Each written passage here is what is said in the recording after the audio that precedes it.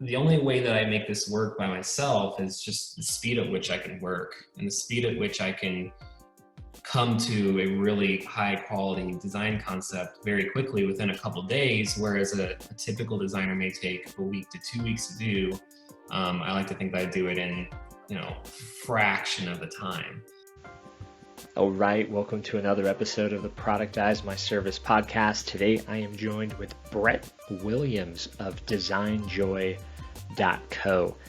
So if you've been following Brett or you're aware of Brett, you'll notice he's been very active on Indie Hackers, sharing revenue numbers, kind of sharing and building essentially as he scales DesignJoy. So I thought it'd be really cool to have Brett on and just share a little bit about how he thinks about building a productized service business, how he's specifically kind of entering a very competitive market, one might assume, in the design space when you have so many design productized services out there. And I think it's cool how he's kind of focused his design skills specifically on UX, UI. We talk about some of the problems as well of scaling, because it's really been him as the designer. He's selling, doing everything. I think we can all relate to that as kind of being stuck in that one-to-one kind of trap as far as selling and delivering the service. And I know we talked a little bit about his ideas and thoughts of where is this going to go, where is this actually scaling to, how can he get out of the business. So we have a really great conversation. I think this one will be very impactful. And just get an inside look of how he's thinking about growing and running DesignJoy. So let's dive in.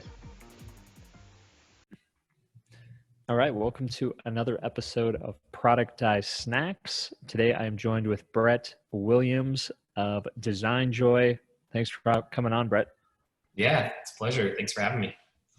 Yeah, I was excited to speak with you and learn a little bit more about your service business, productized service, and also share that a little bit with our community. I like to start things off. There's a lot of, I think, questions I have just about your business in general, but first question I would have for you is, what type of business problems are you paid to solve? Yeah, it's a good question. So I think what I'm hoping I'm solving is really at its core making really high quality design accessible and affordable in a standardized, predictable approach. So there's a lot of means of which you can get design out there. Some are easier than others. Some are more expensive than others. I like to think of DesignJoy as sort of the best of both worlds. It's predictable, affordable, but also I would think super high quality. Yeah, definitely. And for people who don't know, maybe give a little overview, kind of what is DesignJoy and what is it that you guys do? Yeah, so DesignJoy is it's a design subscription service. Is I think the best way to describe it.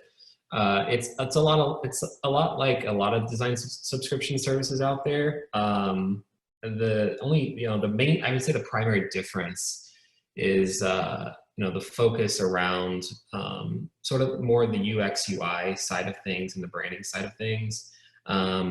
But you sign up for an account just like you would a Shopify subscription, and you get access to this sort of unlimited design model, which basically a lot of people sort of ask, what does unlimited mean? Is it truly unlimited? And basically what that means is, it's not priced per project. It's not priced per hour. You can literally request as many designs as you'd like. And they're basically worked on in top-down order. So you have a design queue, you have a backlog, and you can, free to move things around as you wish, but, one request is worked on at a time, and as soon as that's finished, you move on to the next request. So that's basically how it is, and it's a fixed price per month. And yeah, that's pretty much the model. And what is the price point? So the essential plan, so there's an essential plan, which is really just for your more mom and pop shops that don't have a lot of like web design needs. They just have some basic social graphics. That's $8.99 a month. And then the pro plan, which is really the most popular one, is $11.49 per month. And then the premium plan which gets you access to everything plus Webflow development, which is a hugely popular tool that's really up and coming. It's been around for a while, but it's really growing in popularity. We do support that, so that's $16.99 a month. $1,699, not $16.99. Yeah, So yeah, yeah. yeah. And how did you get kind of started in this? You've been a designer for a while. Like maybe Hmm. give a little background, kind of what has that journey been and kind of your background, I Yeah. guess, working as a designer and how you ended up kind of coming to this, I Hmm. guess, productized model. Yeah, so I've been a designer. I'm a self-taught designer. I went to actually school for international business. I dropped out my senior year, and which was not the best move probably, but I dropped out my senior year, pursued design. Really started out more of a graphic designer, so really focused around sort of social ads and social graphics, blog post graphics, posters, t-shirts, that sort of thing. And then sort of transitioned quickly into the web design slash mobile app design side of things. But sort of every company that I worked for was sort of a high intensity type of environment where you were forced to design and iterate quickly. And so I just got accustomed to that. I've never really known any different. I've never really known to, experienced having just this plethora of time to design something. Um, and so it sort of it worked in a good way. It trained me to really iterate quickly and to be able to design high quality graphics really fast.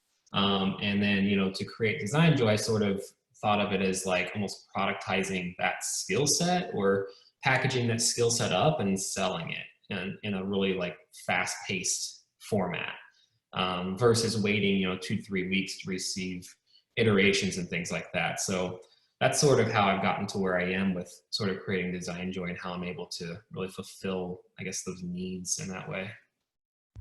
Okay. Yeah, makes sense. And how did you come across kind of like the productized model per se? Did that kind I, of come naturally? Did you set the business up like that from the beginning? Did you kind of yeah, that's a good question. So I wasn't back when I created it. It was I created it in July 2017, I believe. Um, I wasn't at the time familiar with like quote unquote productized services or the idea of them. I sort of knew conceptually what they were, but I didn't know it was an actual thing. I think back then it was still somewhat of a new yeah, thought, yeah. and and so there was a company called Design Pickle, which I'm sure a lot of people listening will be very familiar with, um, and is actually located not far from here. And I sort of like I looked at Design Pickle as sort of inspiration for creating Design Joy, but I didn't want to just copy what they were doing. I wanted to basically take what they've done really well, but then focus in on a niche that they weren't currently serving, which was the branding side plus the web and app design side. At the time, they really just focused on production design, and I felt like there was a huge need for the other stuff too that were sort of outside of their scope. So that's where Design Joy came to be. Nice. No, I think, yeah, it's interesting because I think there's different areas designers can tackle, right? And I like your kind of Mm. focus on the UX, UI kind of angle, where Design Pickle, yeah, definitely, I guess I would, the production side is a good way to kind of label it. And I saw they also added, I think recently, illustrations. So it's interesting Yeah, to see they're kind of adding on a few different other for sure. types of designs, I guess, as well. Yeah, and Russ who runs it. He's not even really shy about the production side, and I mean, let's face it, there's a huge need for that, and Yeah. probably a bigger need for that, and they're fulfilling that really well. Hence their success. And so I like I said, it was a good model. It was super successful. I really liked the idea of packaging up a service like that and selling it, and yeah, that really was really the reason why Design Joy came to be. It just I didn't at the time, consider an option to directly compete with them. Um, Yeah. I was a small little guy who had, no money, no audience, but I knew I had a skill set, and I knew that they weren't currently fulfilling it, and so that's what I did. Nice. And give us a sense of kind of Design Joy today, like revenue wise. What are you guys doing kind of monthly? If you want to give us a range or exact numbers, that'd be awesome to kind of get an idea where you guys are. Yeah. So when you say you guys, I don't know if you know this, but it's just me. So it's a one man operation, which a Okay. lot of Yeah. Yeah. people are quite shocked to find out. Um, and so yeah, in terms of just where we're at, it's you know pre-COVID. I think COVID's kind of shaken up the industry in a lot of ways. A lot of people in the marketing industry that I've talked to in the design industry have experienced similar things. Yeah. Business has grown like 20 to 30x. So I was like, when I launched Design Joy, I was just cruising. Like it was just, good side income. Like it was, anywhere between 4 and 6 grand a month. I actually have a full-time job outside of this. And so it was, it served as just really good side income. And COVID hit and things just exploded. And now we've just like in between right now the 20 to 30K MRR. So it's grown tremendously. And just the sort of the attention that it's getting is pretty remarkable and not something that I necessarily anticipated or prepared Yeah. for. And to the point where starting to have to sort of cut ties with clients and really focus on the higher end, higher efficiency clients at this point, so that I could buy some time to scale and bring designers on and figure out what the next step of Design Joy is and how do I get it to 100K plus, a month in revenue. And I can't do that by myself. And so that's, I'm trying to figure that out right now. So that's my, my big problem. Yeah, yeah, yeah. No, So good yeah, problems to have, right? I think well, 20 to 30K. So with your average, it looks like maybe if that's like 20 to 30 customers about just about around there. actually, yeah, somewhere around there.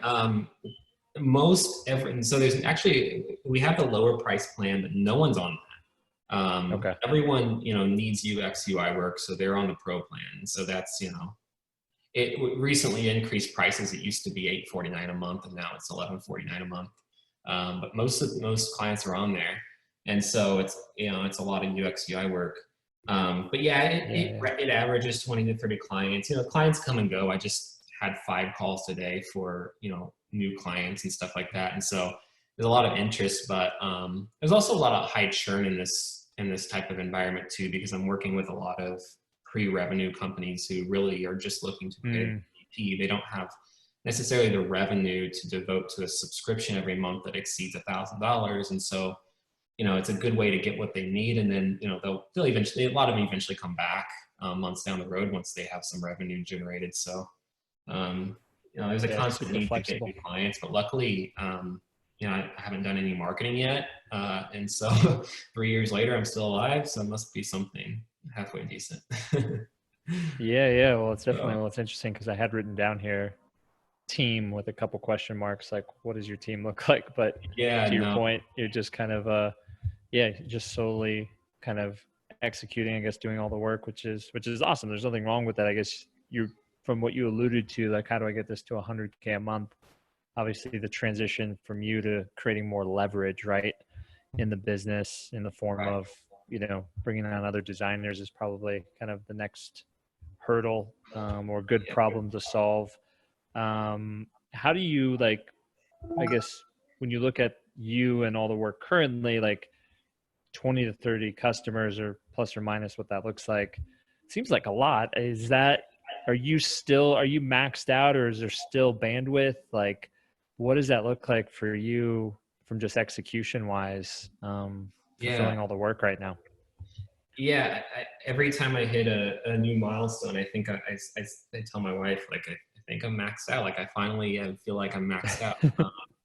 And, to a certain extent, I am.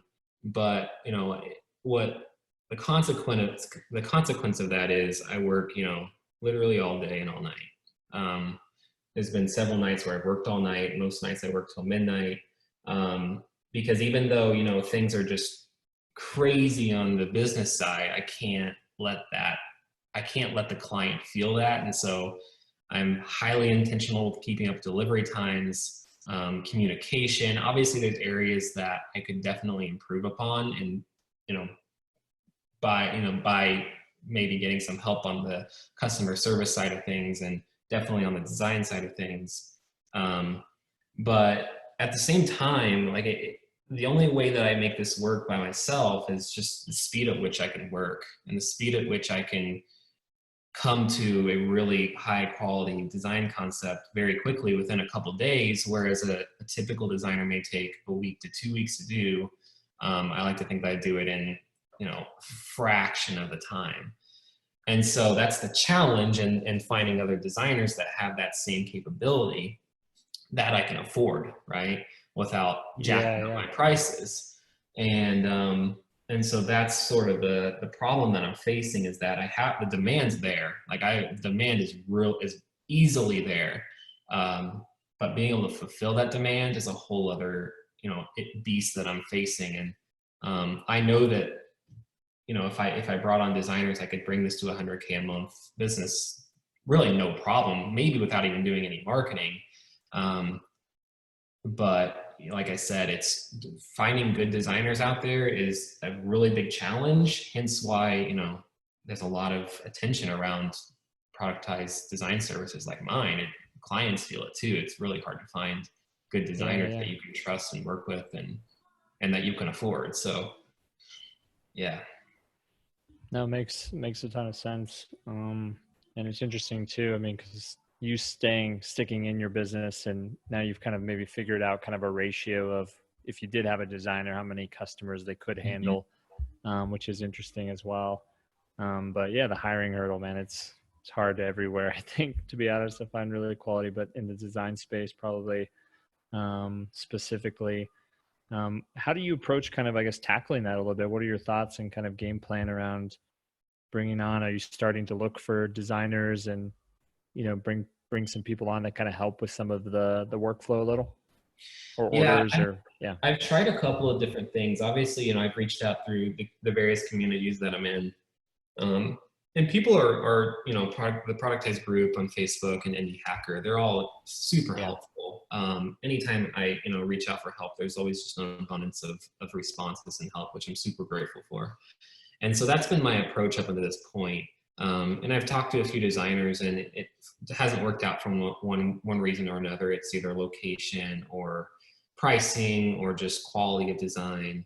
Um, and I think the I've talked to some very smart people that have done this before me and that have grown multi-million-dollar companies, and every single one of them is like, you got to go overseas. Like there's a ton of designers overseas that will you can make this work with. Like they're good designers, they're affordable.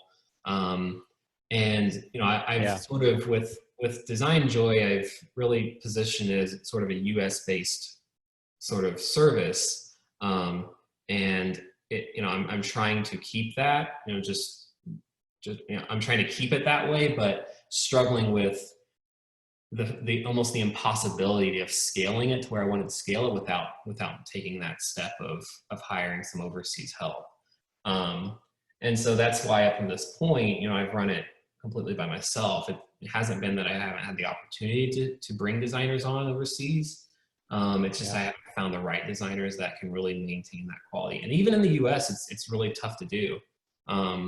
It's really tough to do. And so I feel like my biggest challenge is that the quality that you get through Design Joy is so high, and you're talking like you're getting basically access to a designer that could make the equivalent of 120K to 200K a year for a little over $1,000 a month, and um, and once you start sort of looking at what type of designer you need to bring on, it needs to be really high quality, good communication skills. They need to be available to work for you.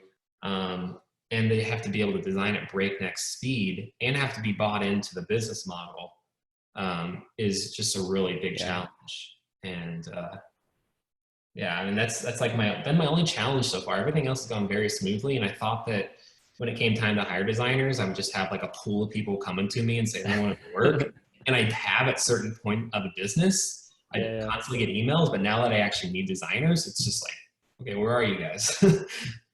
So yeah, yeah. yeah, and Well, aside from putting out job openings and stuff on sites, I'm sort of at a loss there, and I guess I'm just going to continue reaching out through communities and hope that I find the right person. I only need to find like one person that's like me, that Yeah. can just take it to from 20 to 40K a month. And then, so I can definitely see the vision. It's just, it's hard. It's also hard to hire when you're in the midst of running a 20K to 30K business yourself, and finding the time of the day to focus on hiring is another problem. So it's just a time management thing as well. Yeah, I think as well, like how can you build a hiring system or process that's, constantly kind of serving up some quality people as well. I think I just had an interview earlier today with a guy who runs the Hoth. I don't know if you've heard of it. It's an SEO kind of company, but he's been able to scale, and he's just really big on like systems. And he talked a little bit about building systems around hiring, just like you would internally for operations or systems for marketing. And he was able to scale. I think they just passed 2 million a month in revenue. But that was a lot of the things he's kind of attributed. But I think you can do it for years. I think it's just, yeah, it's tough, but they're out there. It's just got to find them, right? They're definitely out there, and a lot of it's just me. It's a problem that I just have, and not being Yeah. able to devote the time that it takes to find good quality designers. Because, like I said, I know they're out there. But yeah, that's that's the big blocker. Yeah. So, Looking back, how did you get kind of, I would say the first 1K in revenue, but it's kind of one customer. How did you get your first 10 customers for yeah. Design Joy? Like, what did that look like? So it's kind of funny. I actually built Design Joy used to be called Hue, and I'll refer to it as Design Joy though. When I launched Design, I built Design Joy in a weekend. So it was supposed to just be like it was just going to test the waters, right? Like throw it out there, see how people respond to it. I already kind of had an idea through the Design Pickles sort of success, but wanted to see what the market would think of it. And so I thought the quickest go-to-market strategy was actually Product Hunt. So I seeked out a pretty popular product hunter. At the time, you actually had to go through a series of steps to be able to submit to Product Hunt. Nowadays, it's just a checklist that you have to do, and back then it was a lot harder. So I had to actually find somebody that would plug it, and they did. And I was up for 2 nights straight, just constantly intaking questions and new clients and setting them up. Yeah. And so it was a pretty instantaneous, like I don't even remember my first client. It was just like a pool of clients came at the same time and continued to for weeks and weeks and weeks. So I really didn't have time to prepare. I didn't have time to consider hiring or consider how I had to take off work because I had a job back then too. I had to take off work to just handle everything. And so that was where I went to market. And it doesn't work for everybody that way. It worked for me that way, which was super awesome, but also very stressful. And currently, are you still getting customers kind of that way? You mentioned you don't really do any sales or marketing. How do Yeah. people kind of find you and I guess Yeah, try to buy your I'd talk services? about that. So yeah, Product Hunt was actually, a lot of people don't realize this, but even after the Product Hunt launch is over, it's not really over. You're still in the recommended section. So if a new design tool comes out, there's a chance that you'll end up on that same page under the recommended tools. And so from that, for at least a year and a half to 2 years, I would be getting clients from Product Hunt. But over the past year, it's not even on the radar in terms of referrals. But how I get my referrals today is really a few different ways. So obviously, like networking groups is huge. I've gotten a lot of clients from just networking groups, and I really don't even post that much on there, but they see it, they have a need and they see a solution and they sign up. That's one big way. I would encourage people to get involved in Facebook groups and Slack groups, especially on Indie Hacker. Indie Hacker has been a huge revenue generating source for me. And aside from that, another big thing that has helped me in particular get clients, which again isn't going to help everybody, but landing page inspiration sites have been enormous for driving traffic to my site. So the design of designjoy.co is pretty well received. And when it's put on a landing page inspiration site, it typically gets a lot of votes. It's in the most popular section. And so sites like landbook.com, Lappa Ninja, even Dribble, it's among the most popular there. And so that's a constant referral source for me. A huge, huge, huge referral source. Outside of that, I've created a product called Scribbles. So another, sometimes to grow your business, you almost need to create a side business to send traffic to it if you can do it in a quick manner.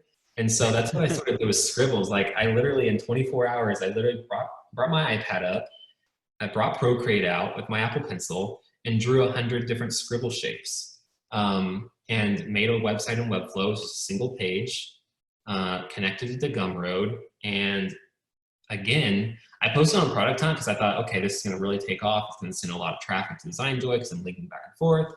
Did nothing on Product Time. Like literally, I don't think it got a single vote other than my own. So what I did then was I actually posted on Landbook, landbook.com. It's land-book.com. And it just went viral from there. And now it has like 20,000 downloads, and a ton of referral traffic from that. Again, like DesignJoy's up in the upper right-hand corner. So I get a ton of referrals from there. And that's like a landing page inspiration sites, communities, and that, that side project has it's really accounted for a lot of my traffic. But then the last thing I would say is, it's so cliche, but word of mouth has been massive for me. So the Y Combinator community has really taken on with DesignJoy. I recently realized that the founder of Mixpanel has been plugging DesignJoy to people in the Y Combinator community, which holds a lot of weight, as you can imagine. Yeah. I tried to get him, I literally wrote to him on Twitter, said, I will give you an account for free if you let me design the next product. And he didn't do it, unfortunately, but he's sent me a lot of clients. And just the Y Combinator community in general, once you get into that community, they all talk to each other. They're all in their own groups and they share advice back and forth and tools back and forth. And they account for probably 75% of my clients now are from sort of the Y Combinator classes. So wow. Yeah, that's been really big for me too. Nice, man. I appreciate you sharing some of that stuff. That's really cool. I think the Scribbles idea. It's all very sort of unconventional. Like I wouldn't say follow these steps necessarily, but they've worked tremendously for me.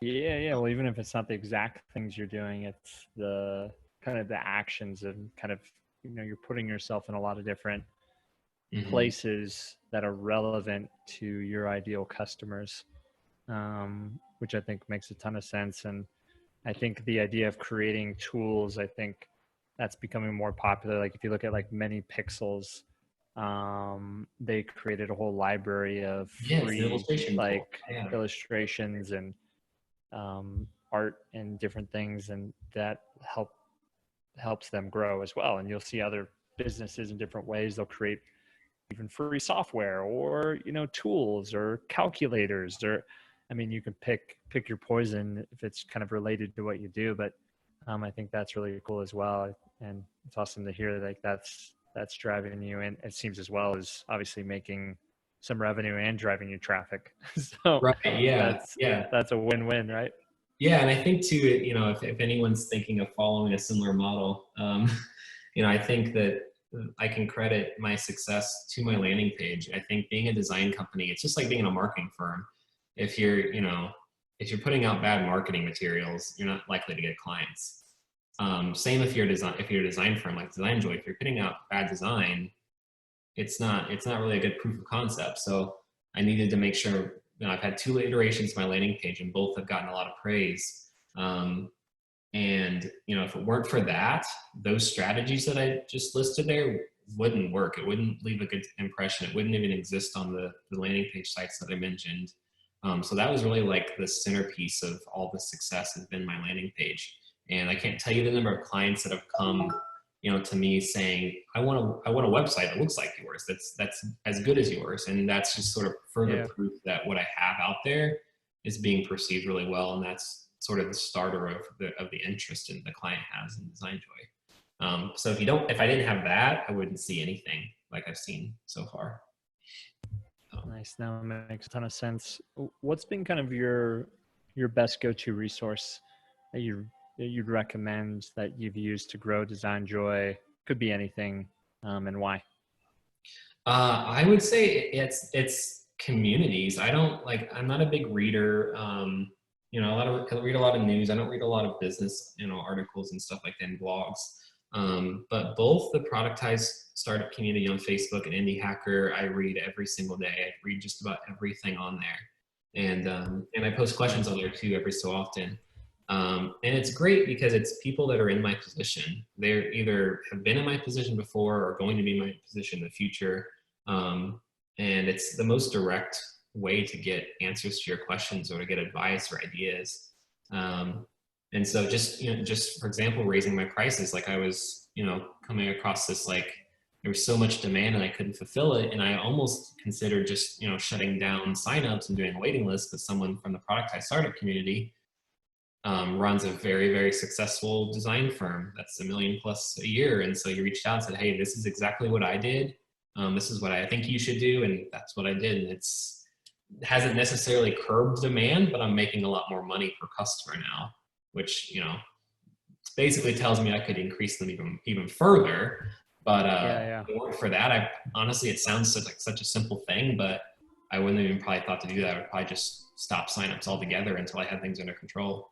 But now I'm getting better clients that actually have revenue to devote to a service like this. And it's better all around. Yeah. I mean, we kind of talked about this a little. I always like to ask, like, what if you just wake up tomorrow and, the business has just tripled overnight? What kind of breaks, and how do you fix it? Which kind of alluded to, obviously your time can only scale so far. You're going to need designers, but is that kind of the extent of it? As far as, is it just hiring? Is that really the main bottleneck in the whole thing?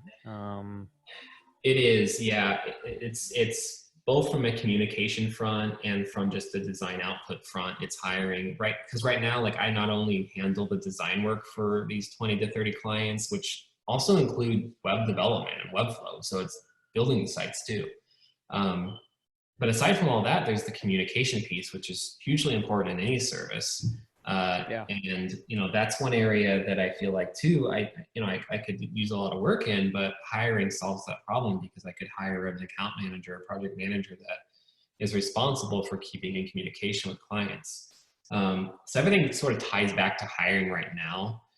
In terms of getting demand for the product, it's there. It's just there organically. And, I don't know how long that'll last, if it'll be forever, if it's just I'm just riding this wave right now. But I'm having the opposite issue where there's just too much demand and I just can't fulfill it. So hiring is definitely the next step for me. And that's the only hurdle that I've really faced thus far. But I mean, I shouldn't say that only. Organization has also been a huge part too. I manage requests and communication with the client through Trello, and which works a lot of times, but there's a lot of instances where these software projects are huge. They're dozens and dozens and dozens of screens with different screen states associated with them, and facilitating all that through a Trello board gets a little bit hard. Yeah, I can imagine. Yeah, and I've tried other tools, like Russ from Design Pickle reached out and he was like, hey, try Jar, which is their tool that they use. It's sort of an offshoot version of it. And and it didn't fulfill my needs either. And so Trello is working for now, but I don't have, there's not a great tool out there that I've seen thus far that really handles my needs. I know that, Mini Request is a tool that I'm looking into right now. I was going to suggest that. Shameless plug. No, I've been looking into it, and then the other one too, the SQP. I think it's what it's called, right? It's the name slipping my mind. I see it literally every day on the group, but yeah. So like that's been a problem. That's been a problem since day one. And then I've recently introduced Slack communication, which has been really popular, but that requires even more sort of commitment from me in real Yeah. time to respond to people. And so I've pulled that back uh, just because that was really crazy to manage on top of Trello and on top of designing. Um, so there's some organizational improvements too outside of hiring that need to be taken care of to really scale this beyond what it is now. But yeah. Yeah, no, I was just curious how some of the inner pieces, what that looks like. I think many requests could definitely be a good option. I think, yeah, kind of once you dial in a little bit of the ops piece, and if you have someone helping with client communication, I mean, there's some things that can kind of come together there. I think you're Yeah. working on that make sense. But I mean, yeah, definitely a hat tip to scaling to where you're at just by yourself is it's a lot. Yeah, But definitely well done. thank you. Yeah, it's pretty insane. Yeah, yeah. Let me see here. I know we're kind of close on time, so I want to be conscious of that. Um, let's just say, like, I'd like to ask some of these like hypothetical questions, but if you had, let's say you had bandwidth, you had an extra designer on your team, what, and you had enough, obviously, resources you wanted to allocate to marketing, like, how do you think about growth, and like, where would you market, let's say, if you had, you know, unlimited budget to do so and you had the bandwidth to get new customers? Yeah, it's a good question. I really haven't needed to really think that through all that much. Like if I ever woke up tomorrow and I didn't have any clients, like what would I do? The routes that I would go. Yeah, Um, yeah. I'm a bootstrapper by nature, and so I'm sort of a firm believer in not not incurring costs unless you absolutely have to. So like, I'd probably start out, I've read a lot of stuff on, cold emailing and things like that. And then I've actually in the past had a lot of success with just reaching out to people. Like I use, tools that will sort of, dig through LinkedIn profiles and get email addresses. And I've had a lot of actually success writing to people just through email alone without even, paying for ads or anything like that. Yeah, yeah. And like angel investors, another community where I'd probably engage. Again, like being in the SaaS world and in the UX UI world, I know that there's a huge need, like on angelinvestor.com to reach out. There's ways to reach out directly to companies. And then what I'd probably do what I'm planning on doing in the future is engaging with some sort of hopefully productized service that does social media advertising. That's an area that I used to be really, really good in and really sort of knowledgeable in, but it's changed so much that I would probably try to hire somebody that knows what they're doing in it. Yeah, it's an interesting question. It's such a basic question, but I've had such the opposite problem that I really haven't given a whole lot of thought on what I would do, other than reaching out to companies directly in some form or fashion. So, but That probably makes something sense. I should think more about. I don't think this is going to last forever. Yeah, no worries. I got one last question. Just kind of building this so far before we jump off is like, what's been kind of, I guess, your biggest learning curve so far, or learning from building kind of Design Joy, and would you change anything? Like, where does your mind go there? Learning, I would say the thing that I've been learning and tried to get better at thus far. I'm such a people pleaser. Like I will bend over backwards to please a customer, whether it makes financial sense or not. And I've made a ton of exceptions in the past that really kept me up working till 3 a.m. just because, some client needed something right away. So I think like the biggest like learning experience I've had is that like, you know, do your job, do what's expected of you. But you don't necessarily have to bend over backwards for people and put yourself out. And that's something like I talked to my wife about a lot, just on a personal level. And I'm sort of at this point now, I'm like, here's my service, take it or leave it. I'll do, really good work for you as stated on the website and as stated on our calls and stuff. But just being okay with if it doesn't fit into people's sort of world and what they need at the time, that's okay. And just being okay with that. I think that's the thing that like I need to continue being more intentional about and more cognizant of. But over the past, few months during this whole sort of increase in business, that's what I've been really sort of working on, is just not being such a people pleaser and just doing the job that I promise I'll do. Yeah, 100%. And then, being okay with, you own a business, and just being okay with, working a lot. Like my wife is very supportive of it. She doesn't necessarily love that I work so much. She usually sits beside me until midnight every night. But that's what it takes. And again, like, knock on wood, like hiring will solve a lot of those issues. But yeah, it's off the cuff sort of what I'm learning right now.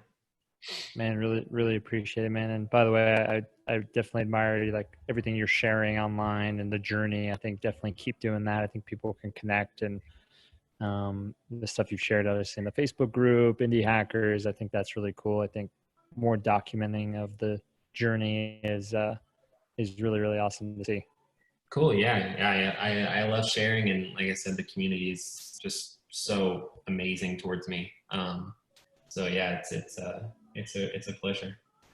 Nice, man. Brett, thank you so much for coming on. I know we'll wrap up. What's the best way for people to reach you, follow kind of what you're up to, and connect with you?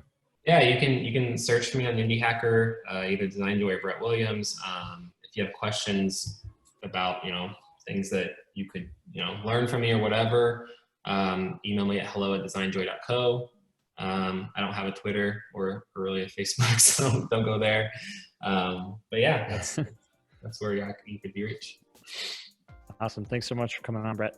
Yeah, you bet. Thanks so much. All right. Thanks so much for listening to today's episode. If you found the content valuable, here are 2 ways that I can help you actually completely free to grow and scale your service business.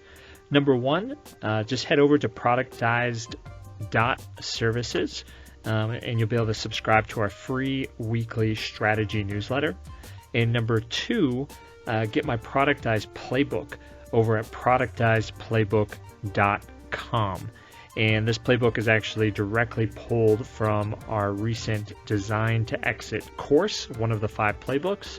And we're giving away that for free, where you get access to kind of see a full breakdown of essentially, how we think about productizing services, etc. So definitely head over to productizedplaybook.com.